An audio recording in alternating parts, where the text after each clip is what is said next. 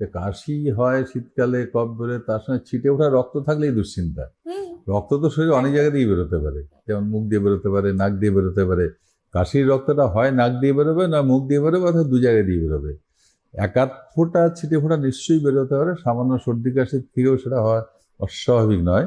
কিন্তু যদি বারে বারে রক্ত বেরোতে থাকে অথবা রক্তের পরিমাণ যদি বেশি হয়, সেক্ষেত্রে একটু বেশি করে চিন্তাভাবনা করতেই হবে। অর্থাৎ চিন্তাভাবনা করা মানে সেলফ মেডিকেশন না করে হুম। অন্তত একজন ডাক্তারের কাছে যেতে হবে, তার পরামর্শ নিতে হবে। তিনি পরীক্ষা নিরীক্ষা করবেন, হুম। করে কী কারণে হতে পারে একটু আন্দাজ দেবেন। আমি একটু সহজে বলে রাখি যে কাশিতে রক্ত পড়লে দুশ্চিন্তার খুব কারণ যেমন নেই, আর নিশ্চিতভাবে বসে থাকারও কারণ একদম। নেই। হ্যাঁ, খারাপ হতে পারে, ভালো হতে হুম। পারে।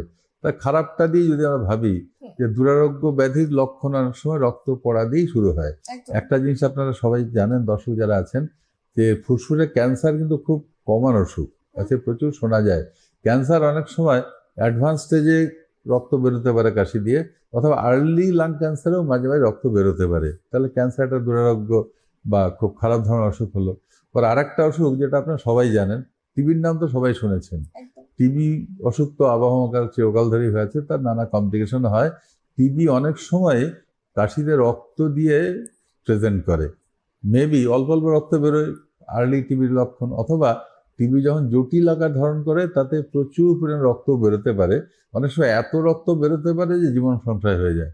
হঠাৎ করে প্রচুর রক্ত বেরোলো, রক্ত বেরিয়ে শ্বাস নিয়ে চোখ মারা গেলেন, এটাও সম্ভব।